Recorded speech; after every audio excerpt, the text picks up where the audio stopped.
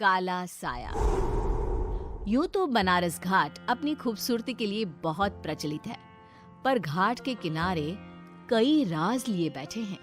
ये कहानी शुरू होती है बनारस के घाट के पास बने ममता निवास से, जहां प्रिया लाल जोड़े में ममता के घर उसकी बहू बनकर आती है। आओ आओ बहू, घर को अपने पैरों से पवित्र करो।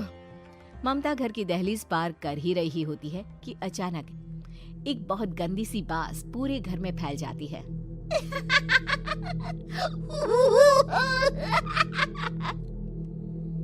ये बदबू और ये आवाजें, ये कौन हंस रहा है माँ?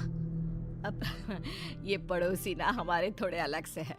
कहाँ हम शाकाहारी और ये मांस मच्छी खाने वाले। छोड़, तू ध्यान मत दे और गृह प्रवेश कर। और हाँ बहू, अपनी सास की एक बात हमेशा याद रखना, इन पड़ोसियों से तो कभी बात नहीं करेगी। अच्छे लोग नहीं है ये। अपनी सास की ये बात मानेगी ना बेटा? हाँ माँ, जो आपकी मर्जी, मैं उनसे बात नहीं करूंगी। अगले दिन प्रिया अपनी पहली रसोई बनाने रसोई घर में जाती है। ये छोकी बात तो नाक में जा रही है। एक काम करती हूँ, खिड़की खोल देती हूँ। प्रिया खिड़की खोलने जाती है। इतने जाले, लगता है इस खिड़की को कभी खोला ही नहीं गया। पर ऐसा क्यों? ओह, नॉन वेज की स्मेल आती होगी ना। 2 मिनट के लिए खोल लेती हूँ, फिर बंद कर दूंगी। प्रिया खिड़की खोलती है। खिड़की खोलते ही उसकी नजर सामने वाले घर की खिड़की पर पड़ती है, जहाँ एक लड़की खड़ी होती है। हाथों में मेहंदी, लाल रंग की साड़ी, बिल्कुल सजी धजी, मानो प्रिया की तरह ही वो भी नई नवेली बहू हो। वो प्रिया को देखकर मुस्कुराती है। हे भगवान, माँ ने तो इनसे बात करने को मना किया था। प्रिया फौरन ही खिड़की बंद कर देती है और तवे पर चढ़े रोटी की ओर देखने लगती है, पर वहाँ रोटी न होकर मछली पड़ी होती है। ये क्या? पहली ही रसोई में इतनी बड़ी गलती। हे भगवान, अब मैं क्या करूं? प्रिया बहुत डर जाती है और फौरन रसोई की सफाई करने और फिर सभी के लिए खाना बनाने लग जाती है। जब वो सबको खाना परोसती है, सब तो ठीक है, मैं बेकार में चिंता कर रही थी। हे भगवान, ऐसे ही बस अपनी कृपा बनाए रखना। रात के वक्त जब सब सो रहे होते हैं, तब प्रिया को पायल की आवाज सुनाई देती है, जिससे उसकी आंख खुल जाती है। ये पायल की आवाज कहाँ से आ रही है? प्रिया उठकर उस आवाज के पीछे छत की सीढ़ियों तक जाती है। तभी उसे बच्चे के रोने की आवाज आती है। प्रिया छत पर जाती है तो क्या देखती है? वही लाल साड़ी वाली लड़की अपनी गोद में एक नवजात बच्चे को घुमा घुमा कर सुला रही है। तभी प्रिया की नजर उसके पेट पर पड़ती है। ओह गॉड, ये तो प्रेग्नेंट भी है। सुनिए, बच्चा सो नहीं रहा है क्या? मैं कुछ मदद करूं? नहीं नहीं, आपके घर वालों को अच्छा नहीं लगेगा, मैं संभाल लूंगी। स्नेहा की गोद से बच्चा हाथ मारकर प्रिया की गोद में आने को छटपटाने लगता है। दोनों घर अगल बगल में बने होने के कारण प्रिया उस बच्चे को गोद में ले लेती है। प्रिया के पास आते ही वो सो जाता है। बच्चे का वो स्पर्श रात भर प्रिया भूल नहीं पाती और अगली सुबह वो छत पर कपड़े सुखा रही होती है। तभी उसे एक औरत इशारा करके बुलाती है। स्नेहा कह रही थी बाबू तुम्हारी गोद में आते ही सो गया। मैं गौरी, स्नेहा की माँ हूँ। बहू, घर आना, बाबू को खिला भी लेना। शाम को जब घर पर कोई नहीं रहता, बच्चे से मिलने के लिए प्रिया छिपकर अपनी पड़ोसन के घर चली जाती है और कुछ देर बच्चे को खिलाकर वापस लौट आती है। इसके कुछ दिन बाद ही प्रिया को पता चलता है कि वो माँ बनने वाली है। ममता की खुशी का ठिकाना नहीं रहता।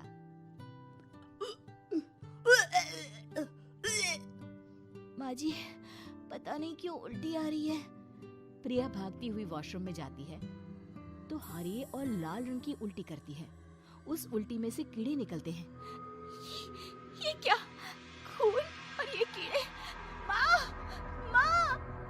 प्रिया की आवाज सुनकर ममता दौड़ कर आती है, पर बेसिन में कुछ नहीं होता।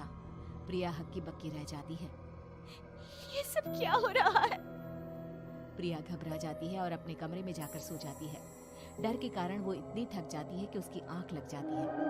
तब उसे ऐसा लगता है उसके पेट पर मानो कोई बैठा हुआ हो। कौन हो? प्रिया के पेट पर एक 5 महीने की बच्ची बैठी हुई थी, जो बुरी तरह जली हुई थी। माँ, तुम ही मुझे लाई ना अपने पेट में। मैं तुम्हारी माँ नहीं हूँ।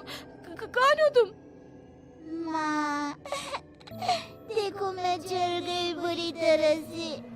6 महीने पेट में रहने को भी मुझे नहीं मिला। सहला दो ना माँ। बचाओ, बचाओ, माँ। ममता दौड़कर कमरे में आती है। प्रिया की बातें सुनकर वो सब समझ जाती है। तू कहीं बगल वाले घर में तो नहीं जाकर आई ना बहू? मुझे माफ कर दो, मैं गई थी माँ। उस घर में सब मरे हुए हैं बहू। कई साल पहले स्नेहा उस घर में बहू बनकर आई थी। कुछ ही दिन में वो एक बच्चे को जन्म देने वाली थी। पूरा घर बच्चे के आने की खुशी में खोया था कि एक दिन अचानक उस घर में आग लग गई। सब बुरी तरह जलकर मर गए। गौरी आज भी दादी बनने का इंतजार कर रही है और इसीलिए स्नेहा ने अपना अजन्मा बच्चा तुम्हारी कोख में डाल दिया।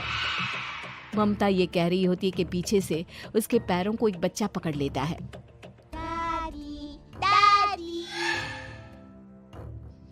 माँ, स्नेहा की गोद में यही बच्चा था।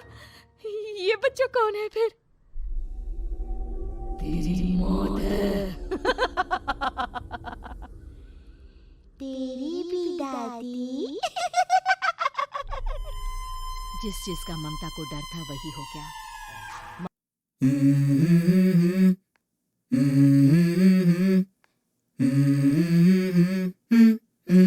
Let's go. I wake up to a little bit of drool on my pillow, feel like it's gonna be a bad day. Yeah, I'm tired of shit, and the coffee ain't hit yet, damn ain't that great. I don't wanna go to work, cause my boss is a jerk, and I'm not even that paid. I need a change in my life, cause I don't feel alive, and there's nothing that makes me happy. Hold my beer for a minute, I'm about to quit my job, cash in for a ticket. I'm going on a trip, and I don't plan to visit. I'm gonna stay there till I feel like I'm winning, and this is just the beginning. I need a big change, help me feel like living. I need a big swing, home runs I'm hitting, and I'll never look back, moving on till I get it all. And we all got dreams, we all want things, but what you gonna do for it? How you gonna move for it? What you gonna be? And do you believe you can do anything? But what you gonna do for it? How you gonna move for it? What you gonna be?